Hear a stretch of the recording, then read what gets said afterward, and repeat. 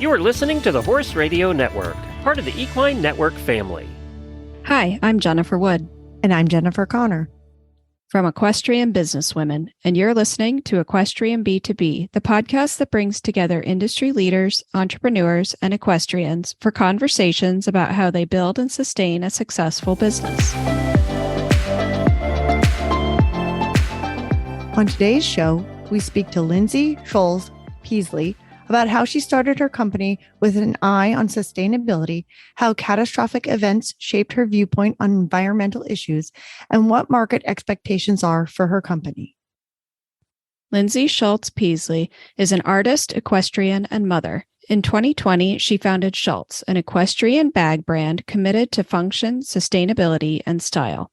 Lindsey has always been invested in environmental issues. However, her dedication to the climate crisis intensified after losing her childhood home in the Tubbs fire, as well as the barn she boarded at the following year in the Woolsey fire.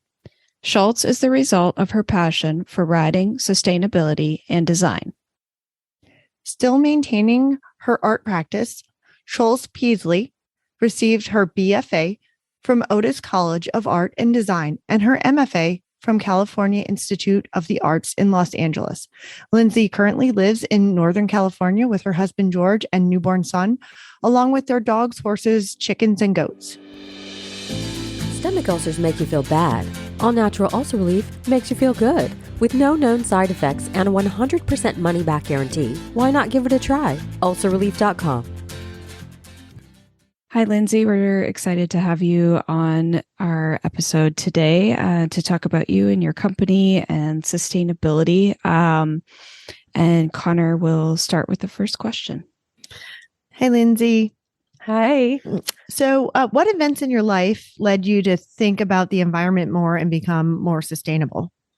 Growing up, I've always been someone who was interested in environmental practices.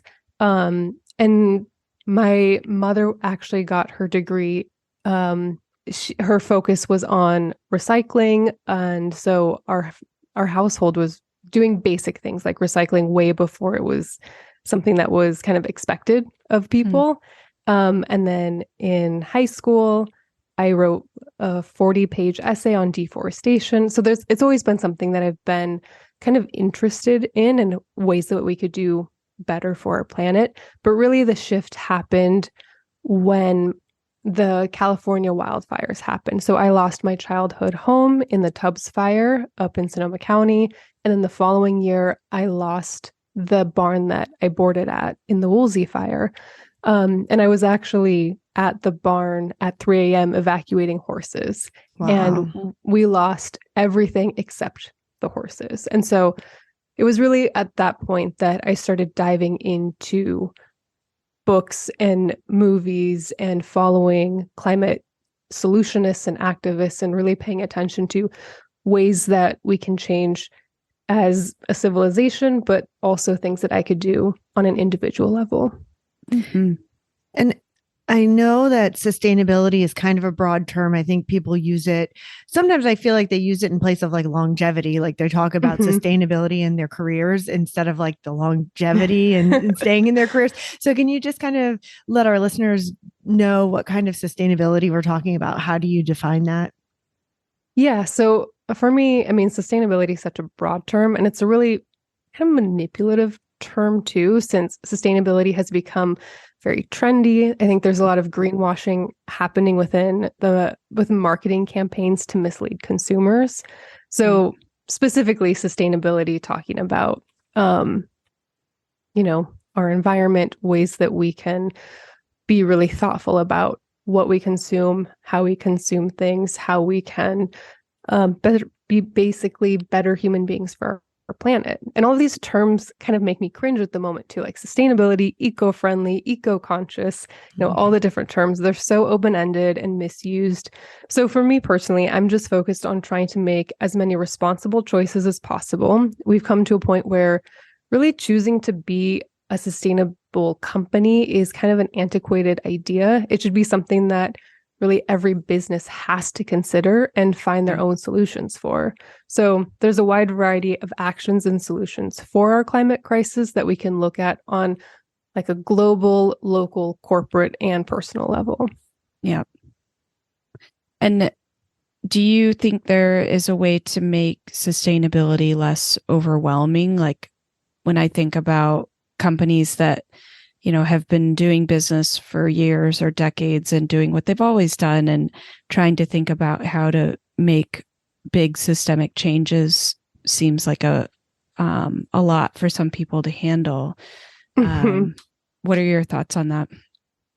Yeah. Well, first of all, just to clarify, I'm by no means an expert on this. Like I myself am working on being better human for our planet every day. And it's a process. And it's something that like I started off making really small changes and then diving in more and more. So it is overwhelming. And learning about sustainability and trying to make responsible changes really is overwhelming. And it's not always a straightforward answer. Like I think of, I don't know if you guys have seen this, but I think of the tomato conundrum in the show, The Good Place. And it goes basically, quote, like, these days, just buying a tomato at the grocery store means that you are unwittingly supporting toxic pesticides, exploiting labor, and contributing to global warming.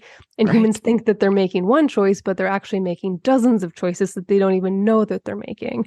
So at the end of the day, it's really impossible to be perfect, but it's about making as many changes as possible, being aware of these sort of domino effect choices as possible, and encouraging friends and family to make changes as well. And lastly, really putting pressure on large corporations to make big change.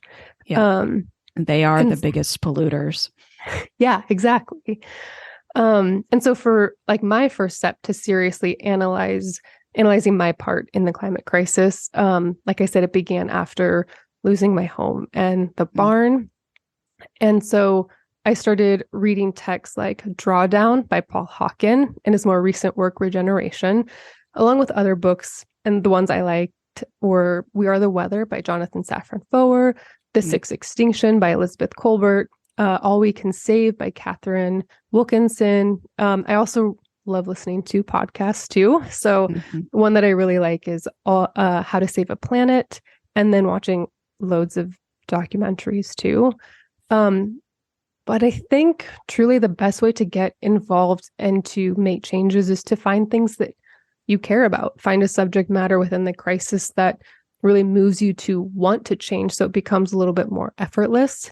And simple things that kind of you can do and start doing is one, eating a plant-based diet or a mostly plant-based diet, because meat and animal feed accounts for nearly, I think it's like 60% of all greenhouse gases generated by the food sector.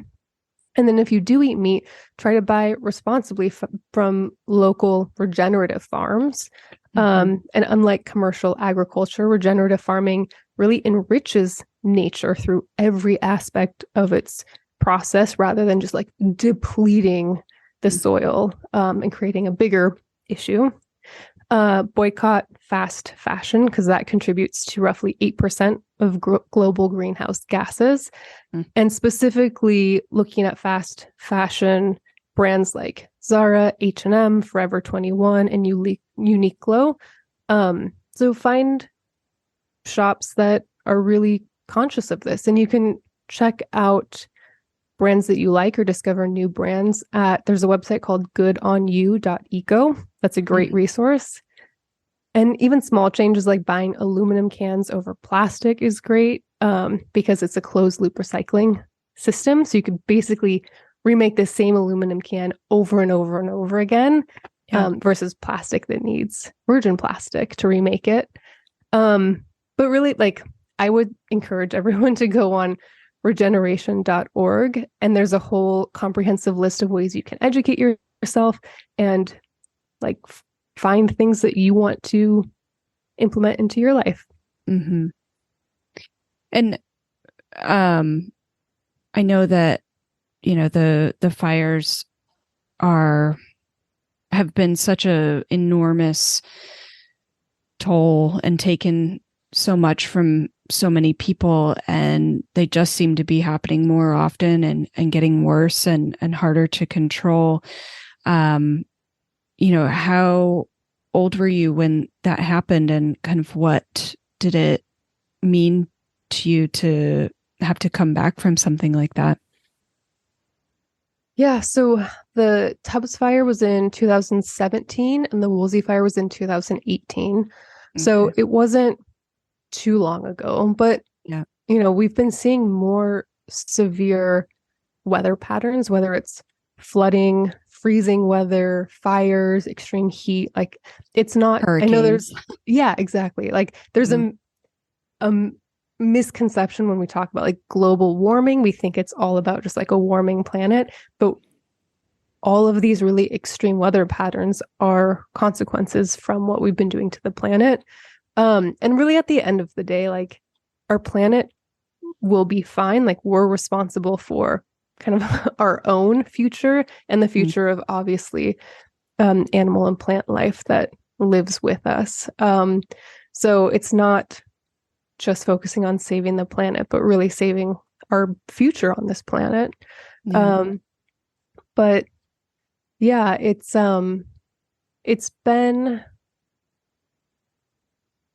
emotional, and just because like losing my childhood home and literally everything that existed. My mom got out with only our photo albums.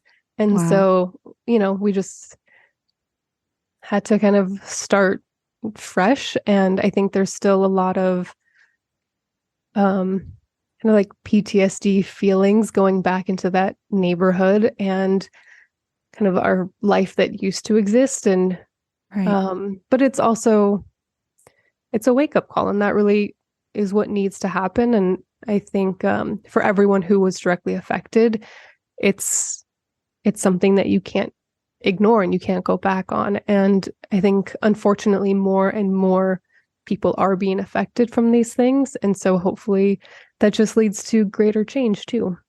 Right. This past weekend, I'm just thinking, going back to you saying fast fashion, because I was just having this conversation with my mother-in-law over the weekend while I'm there for Thanksgiving. I made Thanksgiving, and so I was going through her cabinets trying to find like her mixer and all the various tools. Her mixer, she still has from her engagement gift. It's a Black & Decker. Like the way you plug it in, I was like, am I going to get electrocuted? But like at the same time, she has never gotten rid of it. It's the only one she's ever used. Yeah. And it still works. And I'm like, wow, like that really like smacks you in the face, right? To be like, there are products, they were made where they're going to last. And, I mean, they've been married 56 years or something like that. Like, it's amazing how products were built so differently back in the day. They were intended to stand the test of time and to last. And now I feel like everything that's being made is designed to break down. So you'll have to like rebuy everything in like a couple years. Yeah. Yeah. I have my grandmother's food processor. Wow. Yeah. And that's awesome. She died at the age of 88, like maybe 10 years ago. So, I mean, you could imagine how old it is. Yeah. And it still works perfectly. It's unbelievable. But then, I buy something new, and it lasts 3 years, and it's frustrating. Like refrigerators are planned to only survive, 7 or 8 years now, whereas they used to last 25. It's crazy. Oh, our cell phones. Right. I mean, like you pay it off in 3 years or whatever. And then it's like, oh, the battery's draining. I have to get a new one. Yeah. Like it's not functioning. I'm like refusing to buy a new one because I just paid it off. And like, I'm like, why aren't you turning on? No. So yeah, it was amazing. And I started thinking about the fast fashion and how we just throw things out, because part of me was like, for a second, I was like, wow, this is so old. What is she doing? Then I was like, you know what? This is really commendable that she didn't feel the need to just trash it because it was old. It still works. Yeah, totally. It's really a mindset that we really have to change, because I think, all of us want the the new thing, the pretty thing, the well-designed thing, and looking at how we can prolong things and reuse things is going to be something that's critical. Yeah. Is there a place that people can go to find like best practices for the various different industries that they would be in order to become more sustainable? I'm sure there's plenty of resources to help businesses transition to a more sustainable model, depending on what that business is. I would say, do Google searches. There's plenty of stuff out there. And also, like I said, go to theregeneration.org and look at things that you can do they have things from personal changes to, business model changes. So I think that's a really great resource to start with. And how about financial resources? Are there any available that you know of? Oh, I'm sure there's plenty. I am not familiar with any offhand, but I'm positive there's plenty of financial resources for people. And I would say, especially for just kind of general business stuff, there's ways to become sustainable on large and small scale. So whether it's like where you're sourcing your products and materials from, to who and what practices you're supporting, from like land use to factory conditions to toxic chemicals. And on a small scale, like even just looking at packaging, are you using plastics or recyclables or compostables, and looking at how much waste you're creating with something as simple as like shipping an item to someone. And what was the first product that you developed for your company? So the first products we launched with are the boot bag, helmet bag, and groom backpack. And my focus on creating this line, which is called the 1912 collection, was really on aesthetics, durability, intuitive design, and sustainability. So our products are really designed to last, and also to last in kind of the demanding environment of horseback riders. But, we are a new company, and we'll always be looking for ways to improve upon our pieces in order to get closer to that goal too. So I was inspired by these antique items like your grandma's pieces. And so items that were really constructed with integrity and made to last. And this was a driving factor in our sustainable approach, which is keeping the bags really just out of landfills. So if for any, and we also added these two programs to our business. So if for any reason people want to update their collection to a new color, or they've stopped riding and want to retire their bags, we'll have a pre-loved program where we'll actually buy back the used bags to refurbish and sell them at a lower cost. And this not only extends the lifespan of the item, obviously, but will make it available for anyone who doesn't want to commit to the price tag of a brand new bag. And then also, if the bags are so used that they can no longer be refurbished, we will be partnering with a company that actually breaks them down as much as possible to recycle every material that is used in the bag, and like separates them and make sure that it can be reused. So sourcing things and building things, like we just hope to do, better and better as we get, more educated on ways that we can adapt our business model, but also as more companies create, new products to work with. Like there's amazing things being done with mycelium. So that's something that we're eager to work with too. And what is that? It's mushrooms, so like mushroom leather. Ah, okay, cool. Yeah. And how long did it take you to find ways to manufacture and companies that could recycle old products what was the timeline that you had? So on both ends of it, like finding companies and factories to work with to build these products, I have a really great team that I work with, my business partner and our design, our designer have extensive knowledge and work with really great people and factories that choose to implement sustainable practices into their company already. And so when I am, when we look at materials and say, we want to work with recycled nylon or recycled polyester, it's not looking at blends or anything like that, where the company only gives us 100% recycled material. So it's already something that's kind of that standard for us, that it's trying to find the best options and pushing each other to really create something that, is as sustainable as possible, while knowing that, when you create a new product at all, it's not like a sustainable practice. So it's kind of a difficult thing where we are creating something new, but we're trying to do it in the most responsible way possible. So that's on, the creation side. And then on the recycled side, we've just been searching, like really just Google searching and finding people that way and reaching out, starting conversations. And I think when you're within this world of sustainability, people really want to help and, want to share their knowledge and benefit your company too.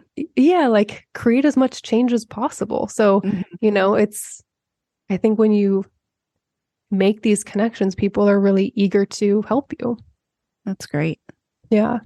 Yeah. I know for me, we have a product right now at my company it's a great product, but everybody picks it up, especially in places in the country like Vermont and New Hampshire, where this is very much on their mind, Maine, and they'll pick it up and they'll be like, this is great, but how do you recycle this? How do you, and I'm like, gosh, I really need to start a company that recycles this particular product, because I was like, it would like ease people's minds. Cause I think sometimes they're like, yeah, it's great. It's fast. It's, everything about it, but look at how much plastic is in this. Look at how much can't be recycled. Look at how much is going in the trash. And I'm like, I know, I'm sorry. Yeah.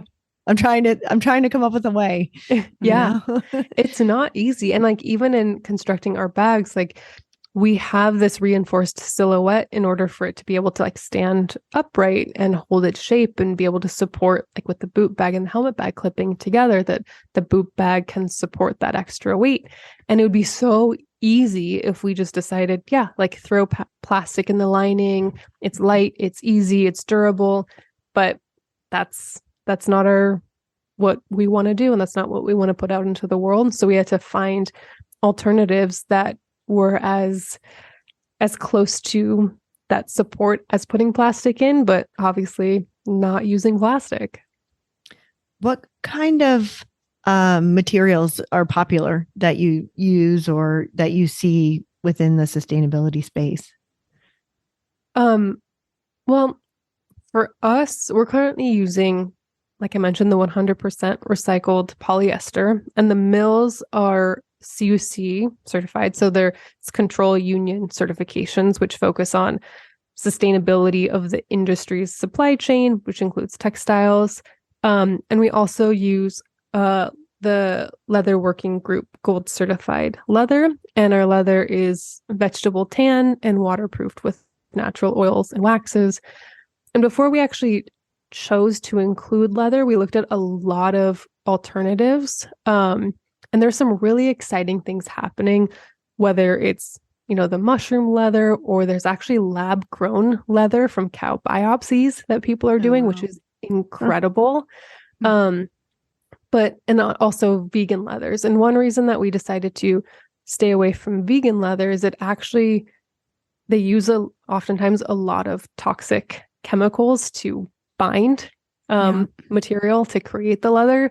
So right at this moment, real leather is the most durable, and if we select it in the most ethical way, it seems to be the best choice for longevity as well. So we're keeping our eyes open for new innovations that are also cost effective, like if mushroom leather becomes more widely available, that's going to be so exciting to work with. I know Hermes just created a mushroom leather bag, so hopefully Wow. that'll trickle down to us being able to access it too. But That's so yeah, cool that there's options that you see coming in the future that could change what you do and or make your products better. yeah. I mean, as I've been fortunate enough to enter this world and be connected with really amazing professionals, I would say, in the sustainability space, it's been very eye-opening to see like what is on the horizon. It's so inspiring, and I kind of get really antsy being like, can we just like have this in the world right now? Yeah. But I know it's a process, and there's a lot of people working really hard to make these changes. And Mhm. yeah, it makes me very optimistic for our future, actually. Yeah. I think it's very interesting too that you said like the vegan leather has some toxic chemicals that they use to produce it, because I feel like that's something that gets confusing and it's hard for people to navigate. Like, Mhm. I mean, they're making Beyond Burgers, let's say, right? Like, is that really better Yep. for you than just making your own quinoa burger Yeah. yourself? Yep. Because they are using chemicals and, Mhm. processes that might not be as good as if you just had the local butcher, butcher a cow for you. Yeah, So absolutely. I Yeah, know and it's a lot to consider. this is where it's not easy, and it requires a lot of research and really kind of like compromise in the moment for, like there's not a The best option at this time. yeah. So, there's I would say, if we're looking at, you know, buying a vegan bag versus a leather bag versus something else, an easy solution is, buying clothing and purses that already exist, like going to like a vintage store or Goodwill and being able to give those products that are already out in the world a longer lifespan. Like that's something that is truly a sustainable model. And then from there, if you take a step back, looking at what is the best practice from there. It's not adding more plastics and toxic chemicals into, our world and supply chain. So that's where like, I think it's really important to not invest in toxic vegan leathers where there's other vegan leathers that are doing better, like De Niro's green boots. They spent a lot of time working on that specific material. So it doesn't have, that toxic plastic that binds the material. So there's ways to do it better. And you just have to, unfortunately, take that time to do the research. Yeah. Is it hard to find the vendors to use? No, I think, like I said, I've been really lucky to have business partners that know who to reach out to in order to find the materials that we want to use and feel confident using. Mm-hmm.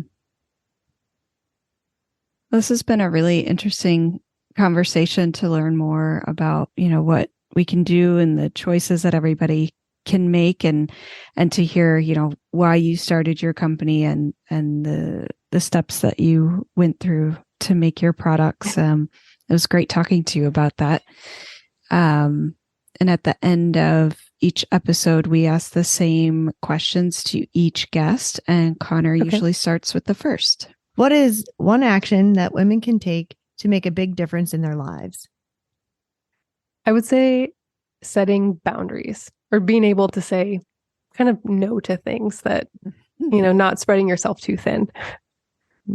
Yep. We've talked a lot about this with other guests as well. It's an emerging theme for sure. Yeah. Yeah. What is the best habit that keeps you motivated personally?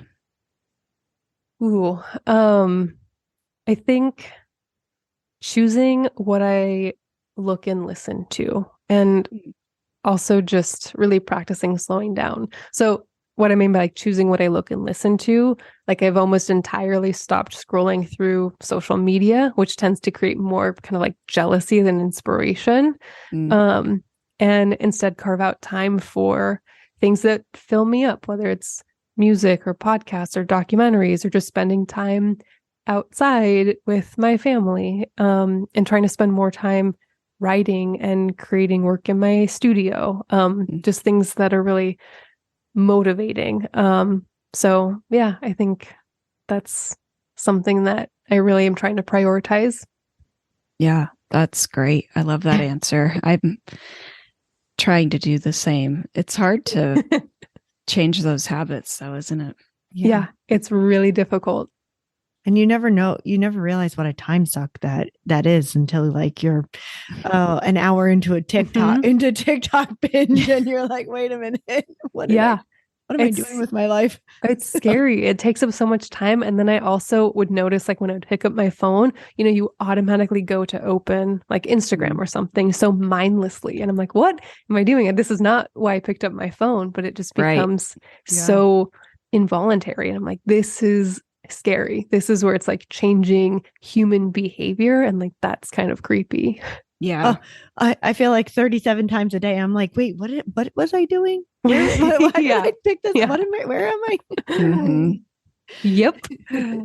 And I like the, changing what you look and listen to thought of, like, I basically stopped watching all news because I found it just really increased my anxiety. So I chose and was purposeful about what I wanted to read about and what was important to me and what kept me, informed enough without it being a total drag on my day. It's so important. Yeah, I think more people really should make those conscious decisions. Yeah. What's your favorite horse movie? Ooh, okay. So my older favorite horse movie is Seabiscuit, and my new favorite horse movie is Nope.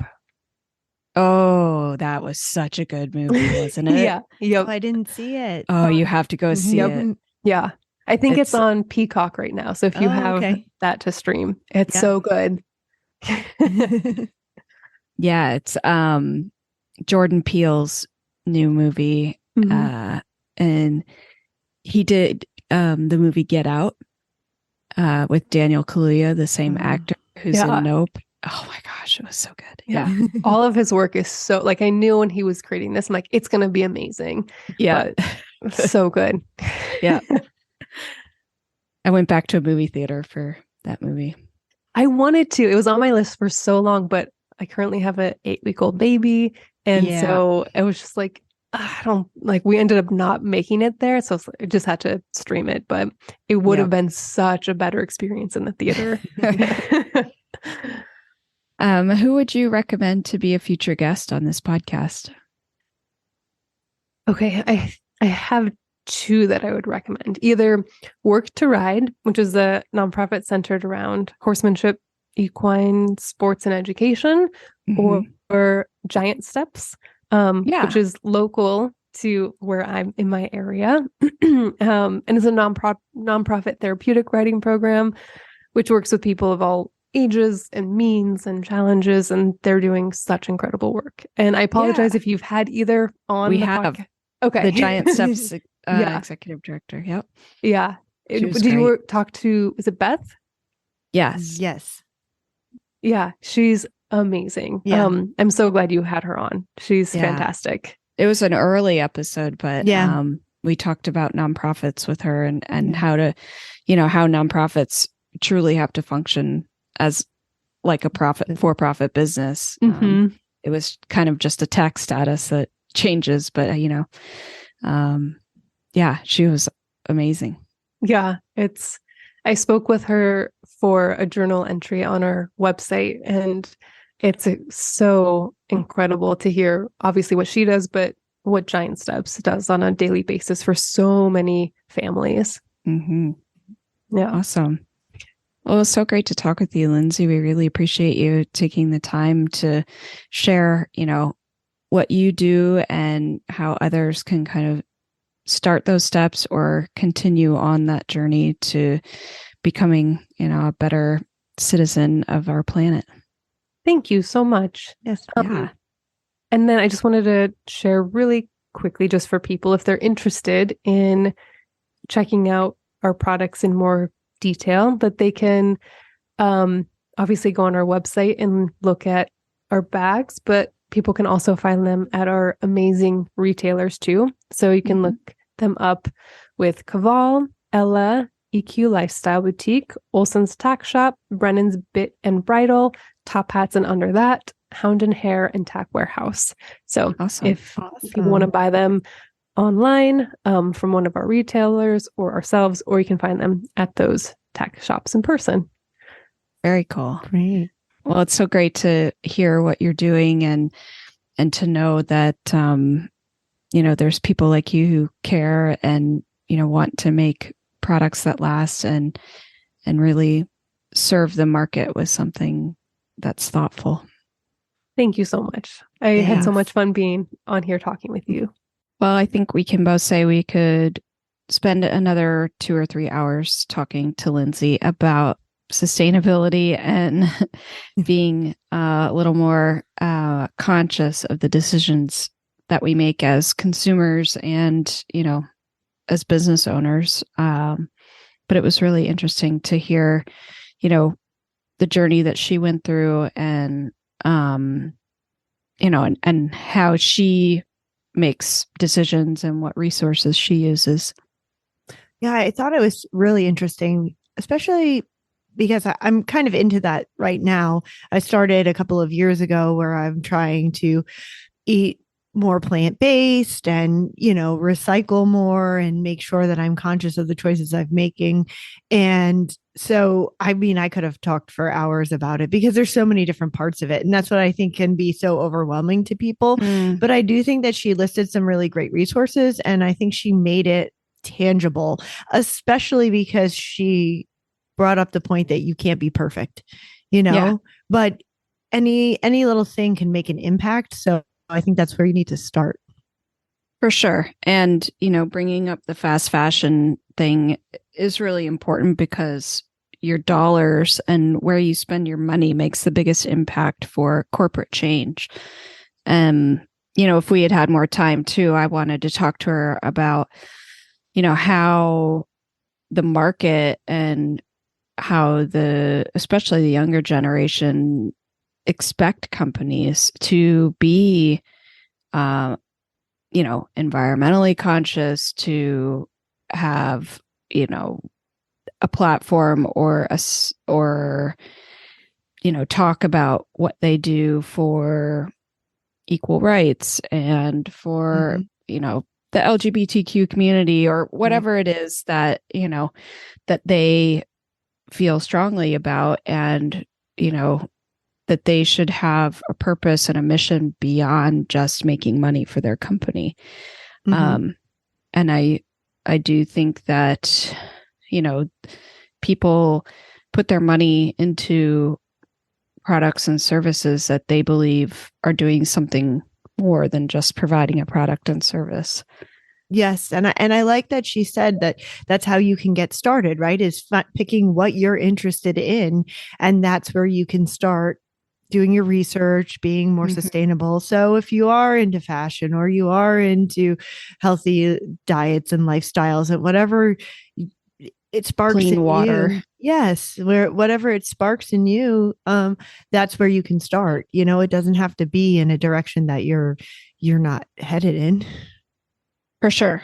And yeah, some people think that the little decisions or the choices that they make don't make a difference, but there's now 8 billion people on this planet. So if 8 billion people are each making small changes, it leads to a greater change and a greater impact across the world. Yeah, absolutely. I know one thing I've been doing is a little more thrifting, especially for clothes that, I might wear to the barn or, I'm not going to go out in. So, why not buy a $3 sweater that I can throw on for the barn instead of buying a $25 sweater from Amazon that probably was not made in a sustainable way. So I definitely think that, it's achievable to do for everybody. And if we all do a little bit, just like my mother-in-law, not throwing out her mixer. That's so old. Now I'm thinking about all the jeans that I threw out that are all low cut. It's coming back into style. Although I'm never wearing those again. So totally. all the young people can keep those, but I'll keep my high-waisted pants. Thank you very much. Absolutely. What? Recently I saw maybe a video, a reel, a TikTok, somebody was doing something and she was opening up a box of her mother's clothes and there were like Ed Hardy t-shirts in there. And I was like, well, I'm officially old. Like, I think I still have some. And then I was like, wow, I might've gotten rid of some. I should have kept them. Like, yeah, it always comes back around, right? Yeah. Yeah. Like the flare jeans that I've been seeing. 90s fashion is back and it's haunting me. But yeah, I think, and to, for companies to start thinking about the changes that they can make, depending on what they do. Right. And, I especially loved her comment about the packaging and thinking about, what you're using for packaging and shipping your products in. And, the other thing that I thought was really cool that Lindsey mentioned was that all the companies that she reached out to for advice or help or information were also willing to help her, which I thought was cool to hear, because everybody wants to help others, make a difference and make better choices. So that was great to hear. Yeah. And that she seemed to encourage people to reach out if you are exploring, because once you go down that rabbit hole, it sounds like it gets easier because people are definitely willing to help you. Mm-hmm. And I thought it was very interesting, all of the new innovative materials that are coming out. Like, I didn't realize there was so much. And I think that that's kind of exciting and we can look forward to seeing those in the future. Yeah. I mean, we've seen so much of it in apparel recently and like the different, tech fabrics that have been used in hunt coats and breeches and things like that. So it's nice to see that, not only are things getting better in terms of, the use of, what you're doing with the fabric, but also that it is recycled or it's sustainably manufactured. Produced. Yeah. I like that. Well, it was a great talk and can't wait to do the next one. Yeah. Continue on. I know.